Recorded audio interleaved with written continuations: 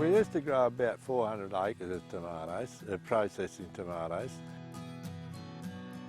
It was just that time that the water shortage came on, and we decided that the price of water for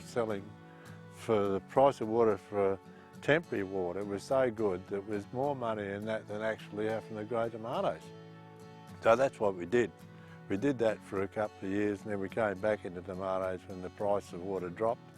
While we were growing the processing tomatoes, I just loved playing around with recipes, and we had 400 acres of red and green tomatoes. And in the industry, Pasquale Rocchi di Verna, an Italian, said, "Why don't you make what Mum used to make?" So I did, and it took about 5 years, and yeah, just like Mum used to make. And the family and friends just loved this green tomato product, and anywhere I'd go I couldn't find it. And even if people went overseas, I'd ask them to look, even in Italy. And so as the economics of growing for the factories was getting harder, I started to harp more and say, I think we should be manufacturing this green tomato, let's have a look. And so Ian agreed, and I went overseas with other horticulture ladies looking at value adding. So I really needed to know whether this was a good idea for other people and whether it was going to be viable. And we worked our figures out and had a business plan done up, and really looked into it seriously before we began. I think Simply Tomatoes just began because we thought it's a good idea. We had good research before we started, and certainly the development has happened through assistance from family and friends, fellow manufacturers, and right through the government, right from federal to state to local government. And it's been fabulous, the support that's out there, and it's just a matter of tapping into these things and asking and getting around and finding it, and certainly we wouldn't be where we are, would we, without the support that we've had through government assistance, and particularly the local government in the Loddon Shire.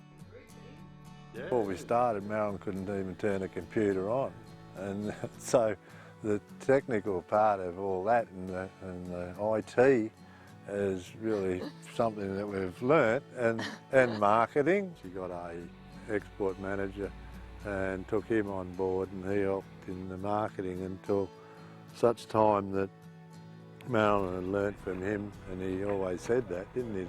Someday you'll do this on your own, and that happened too. So now Marilyn's doing the export on her own. So. Yeah, the marketing was an interesting thing. Once we had everything developed, we started at farmers markets and took this product to farmers markets. It's a great starting point.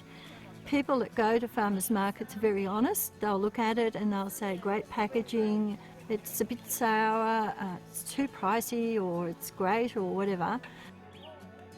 We only grow 1 acre now versus 400 acres. So I guess the value adding is doing something that Ian knows well, is growing tomatoes, less work. Instead of getting around 11 cents a kilo, we're getting into the high dollar kilos, and up around $40 per kilo. So I guess this is one of the advantages of value adding. And from the value adding of making this product, we've increased from the one product and got quite a range, because customers are wanting not just one product. And so the value add has grown, and from that opportunities have come by, and we have purchased Aussie wool quilts, and that has created 2 tourist attractions. Instead of one, people were coming, and now we have 2 attractions as they come onto the property, and they just love it, don't they? They love the whole on-farm experience, don't they? When you've got the time and you need it, you persevere and you keep going. I mean, there's times when if I was Marilyn, I would have given up, but she's kept at it. And the thing is to don't give up, but to keep going. Take small steps, but think big is my motto. If you want to know more about this program, contact your Industry Grower Association or the DPI Customer Service line 136 186.